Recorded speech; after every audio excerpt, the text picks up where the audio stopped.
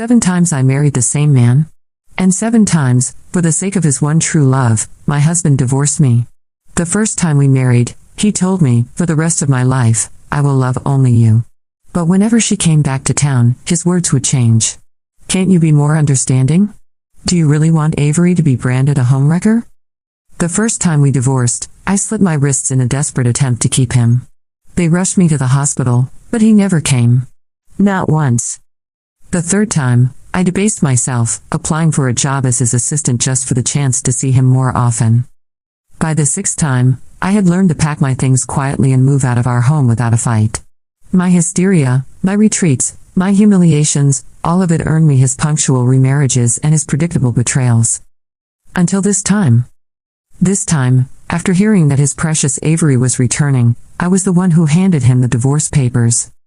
He set a date for our remarriage, just like all the other times. But he didn't know that this time I was leaving for good. Avery's back. We should get a divorce. I slid the signed papers across the table to my husband, Julian Croft. For a moment, he looked stunned, but he recovered quickly, signing his name with practiced ease. This was the first time I had initiated it, but he still made the same casual promise he always did. She'll be gone in a month. We'll get married again then. In the past, those words would have sent me spiraling, desperate for reassurance. I would have demanded he swear an oath, sign a contract. But this time, I felt nothing. No desire to respond at all. Gemma, are you listening to me? Julian's brow furrowed, annoyed by my silence. I forced a nod. Yes. My hands didn't stop moving, folding clothes and placing them neatly into a suitcase. Julian always kept his word about remarrying me. He was known in his industry for his integrity. That much was certain.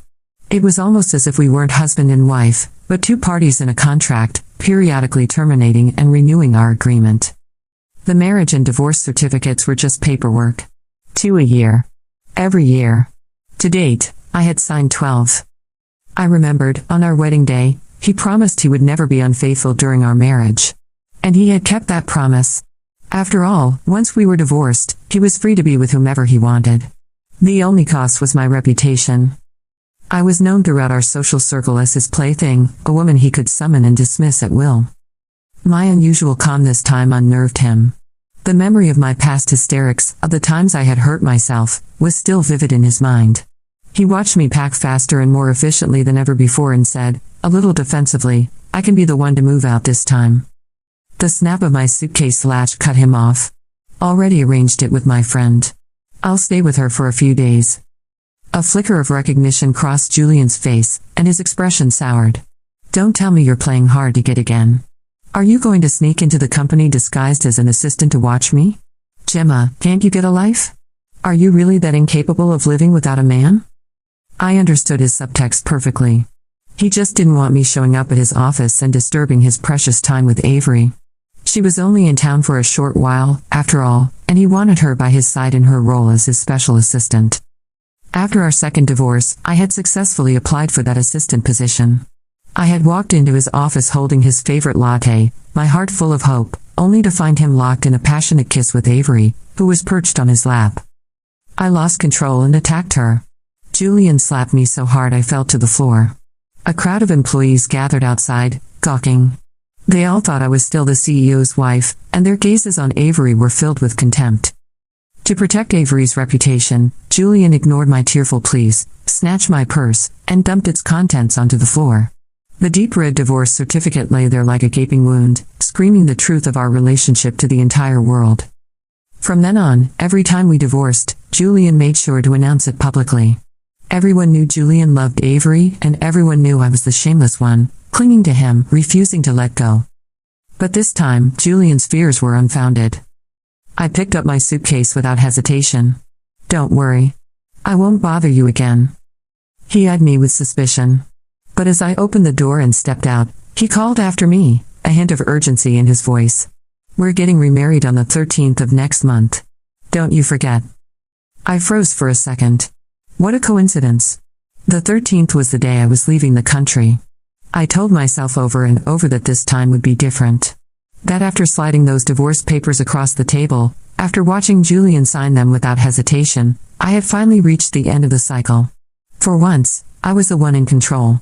But old habits are difficult to break, and even though I packed my suitcase with an unusual calm, my heart still carried the bruises of every past humiliation. 7 divorces do not disappear from memory just because a signature dries on a piece of paper.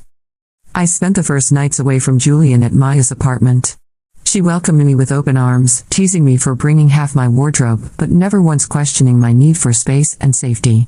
Maya was a sharp contrast to Julian. She never judged me for my silences, never demanded that I explain myself when I wanted to curl up on the couch and say nothing. Instead, she turned up the music, brought me beer, and forced me to eat greasy noodles with her at midnight until we laughed ourselves to sleep. It felt like the life of a college student again, free and careless, but beneath that laughter was the heaviness of my reality. I had been trapped for years in a cycle of remarriage and divorce, like a tragic stage play where the script never changed. Everyone in Julian's circle knew me as the desperate ex-wife who never let go, the woman clinging to a man who clearly loved someone else. The humiliation had been unbearable in the past, but now that I looked at it from a distance, it felt almost absurd.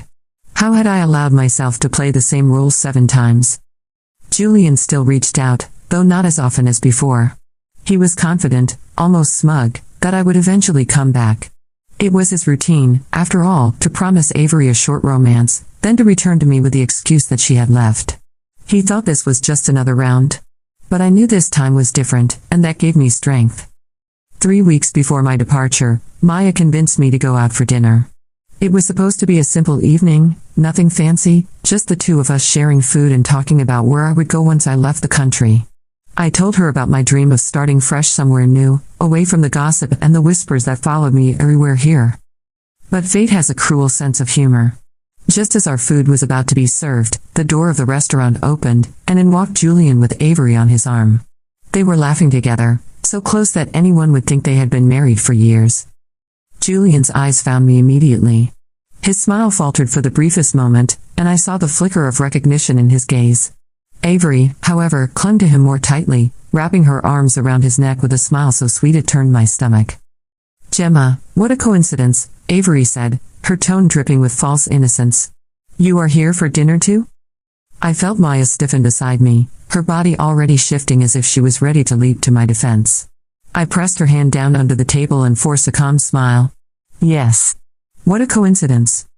Julian immediately stepped in front of Avery, shielding her like a knight protecting his princess.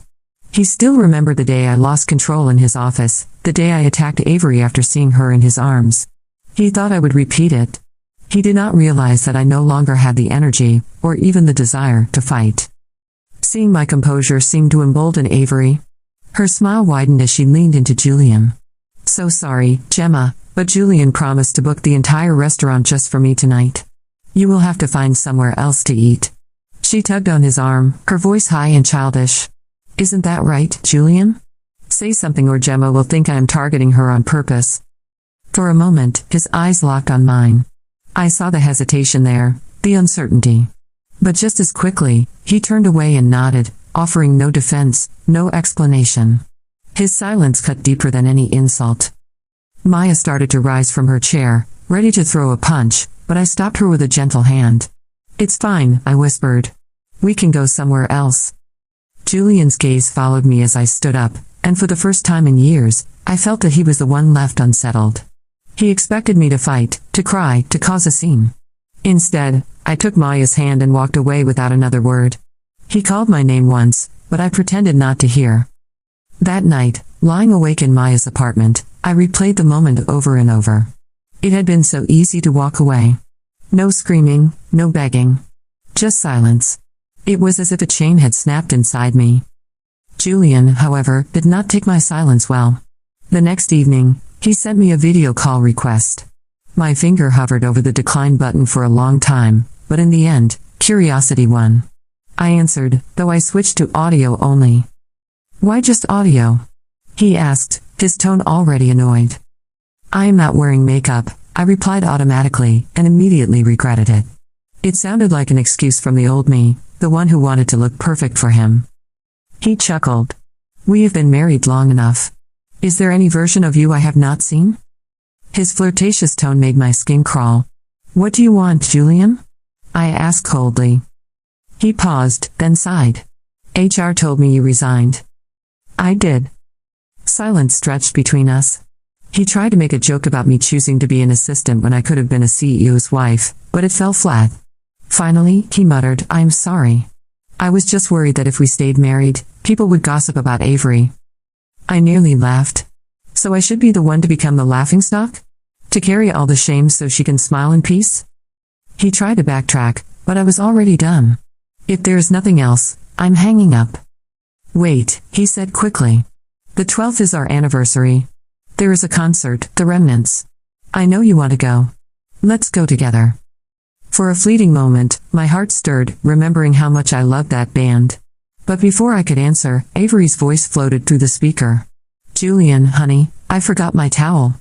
Can you bring it to me?" The sound of her voice was like a dagger. I could almost see her smirk, hear the door slam behind him as he went to her.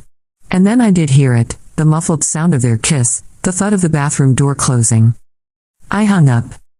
The next days passed quickly.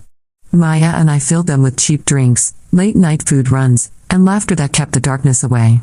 I stopped tracking Julian's movements, stopped checking his social media, stopped caring where Avery was or what she was doing. But Julian was not ready to let go. Rumors spread that he and Avery had fought at a gala, that he stormed out and left her humiliated. Some said it was because of me. I laughed when I heard it. Even if it was true, what did it matter? Their relationship was theirs to ruin, not mine to obsess over. The night before I was set to leave the country, Julian called again.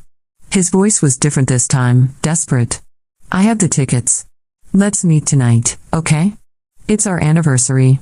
You cannot say no to me today."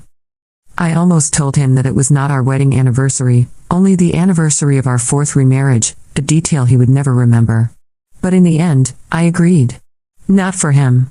For myself. I wanted to see the Remnants one last time. I waited outside the concert hall that night.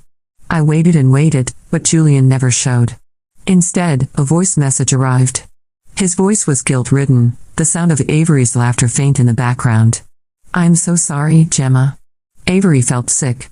I had to take her to the hospital. We will have plenty more anniversaries when she leaves tomorrow. I promise." My heart went cold. I opened social media, and there it was, Avery's smiling face next to Julian's, both of them at the concert I had been waiting to attend with him. It was the final straw. 7 divorces, 7 broken promises, 7 betrayals. I had been a fool every time. But not this time. Not anymore. The next morning, at 7, I checked in for my flight. At 8, I boarded. At 9, my phone rang one last time. It was Julian. I blocked his number.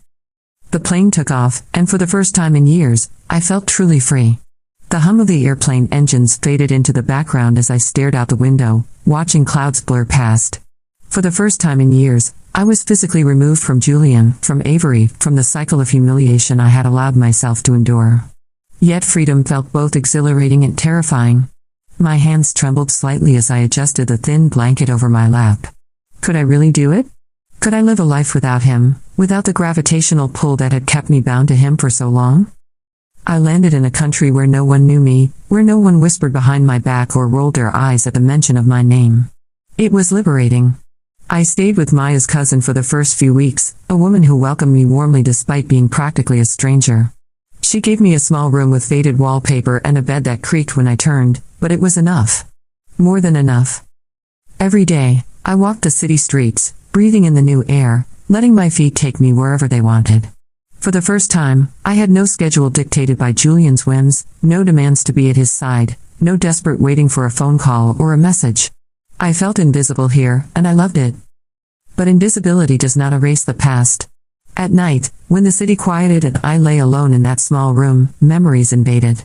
I thought of the first time Julian and I had met, the way his smile had disarmed me, the way his promises had sounded so genuine.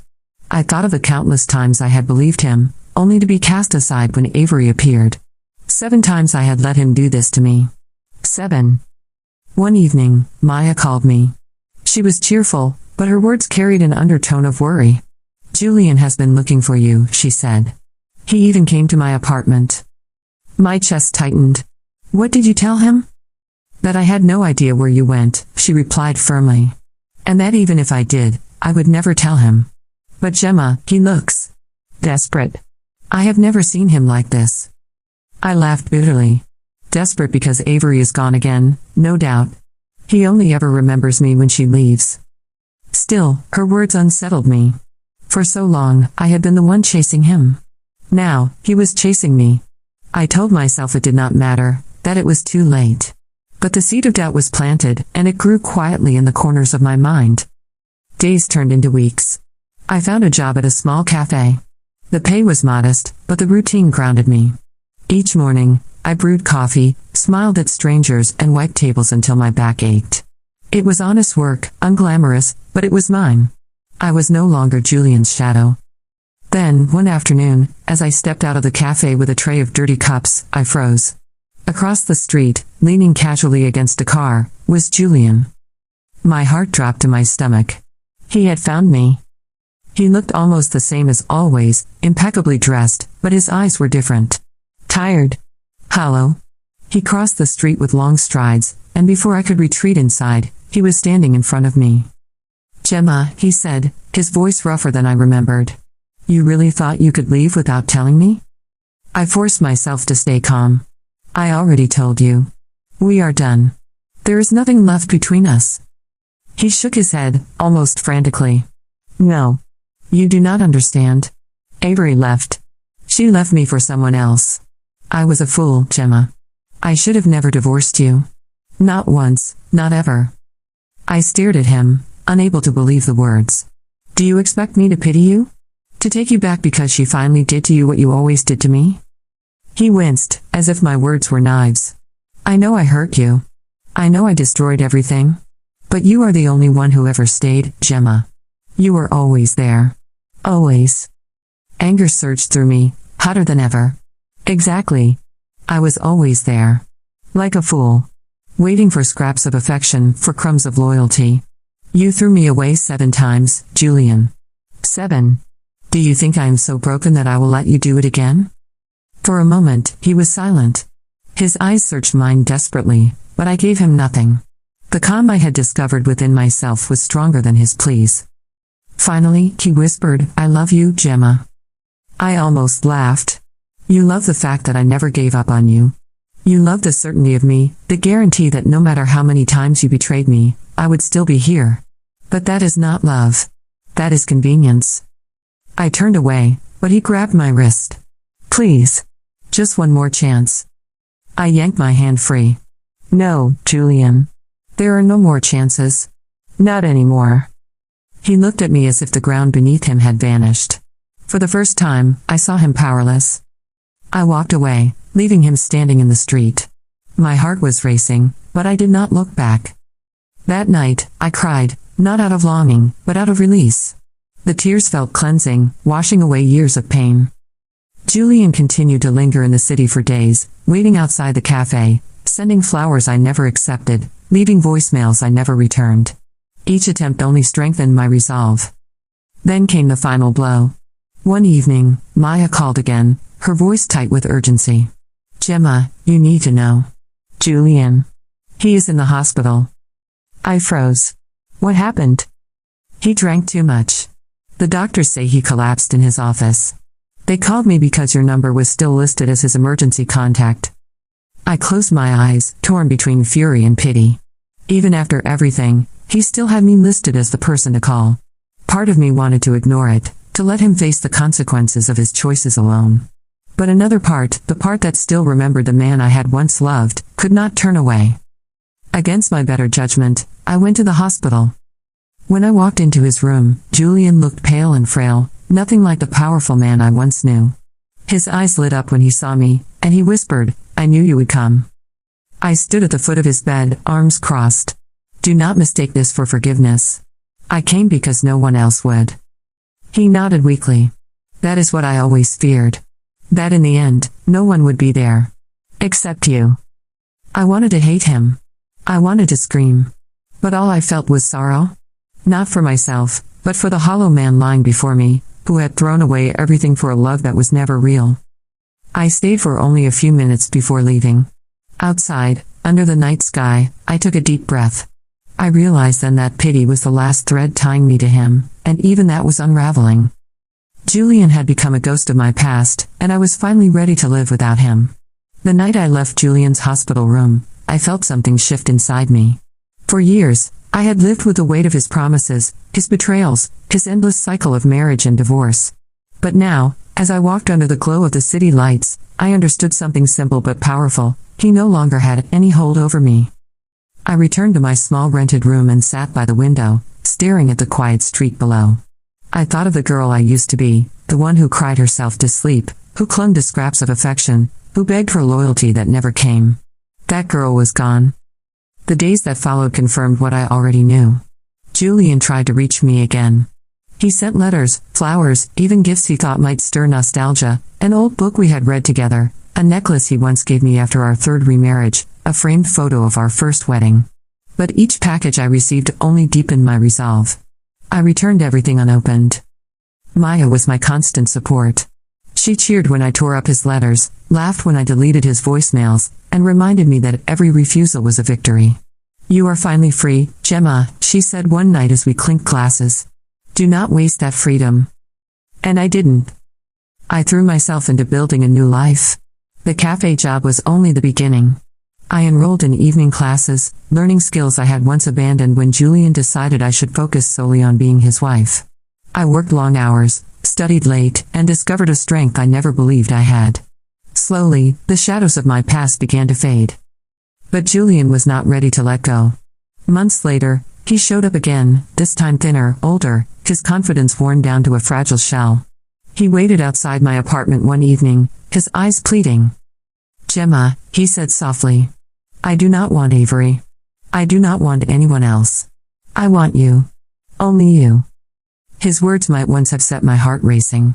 Now, they sounded hollow, stripped of meaning by years of repetition. I looked at him and felt nothing. "You want me because I am the only one who ever stayed," I replied. "But you never chose me when it mattered. You chose her. Every time." He shook his head, tears brimming in his eyes. "I was blind. Foolish. I see it now." I sighed.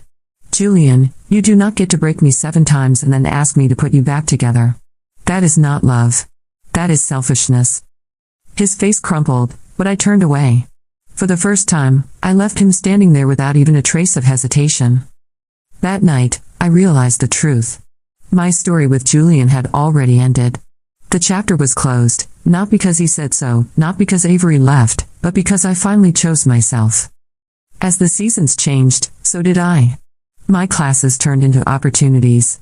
I was offered a managerial role at the cafe, then later a position at a larger company that valued my dedication and resilience. I moved into a better apartment, decorated with colors I loved, not the sterile elegance Julian once demanded. On my wall, I placed a calendar marked with important dates, not anniversaries of marriages and divorces, but milestones of my new life. The day I passed my first exam. The day I signed the lease for my new apartment. The day Maya and I took a spontaneous trip to the coast and watched the sunrise over the ocean. Each mark was a reminder, my life was mine now. Julian's attempts grew weaker with time. Another bouquet left at my doorstep, another message ignored. Eventually, the flowers stopped coming, the calls ceased. He faded into the background like a ghost who no longer had the power to haunt me. One evening, Maya asked me if I ever regretted it. "Regret what?" I asked. "Leaving him. Walking away from the life you thought you wanted." I thought about it carefully. "No," I said at last. "I regret staying as long as I did. But not leaving. Never leaving." And it was true. The final test of my resolve came unexpectedly. Almost a year after I left, I received an invitation to a gala in my new city. It was a networking event for professionals, something my company encouraged me to attend. I almost declined, but Maya convinced me to go. "It is time people see you as who you are now," she said. I wore a simple black dress, elegant but not extravagant. As I stepped into the grand hall, I felt a wave of confidence wash over me. I was not Julian's ex-wife here. I was Gemma, independent, accomplished, whole. And then, across the room, I saw him. Julian. He looked older, his once polished demeanor dulled by fatigue. His eyes widened when he saw me, and for a moment, the crowded room seemed to fall silent. He began to walk toward me, but before he could reach me, someone else approached. It was a colleague from my company, smiling warmly. "Gemma, there you are. I want to introduce you to some investors." I turned to follow, but not before glancing once more at Julian. Our eyes met. His lips parted as if to speak, but no words came. For the first time, I did not feel pain or anger. Only closure. I smiled politely, nodded, and then walked away. That was the last time I ever saw him. Months later, sitting on my balcony as the sun dipped below the horizon, I reflected on everything I had endured. 7 marriages. 7 divorces. 7 betrayals. Each one had left scars, but each scar told a story of survival. I was no longer the woman who begged for love, who clung to promises broken before they were even spoken. I was someone new. Someone stronger. And as the night settled over the city, I whispered to myself, "This time, I am free."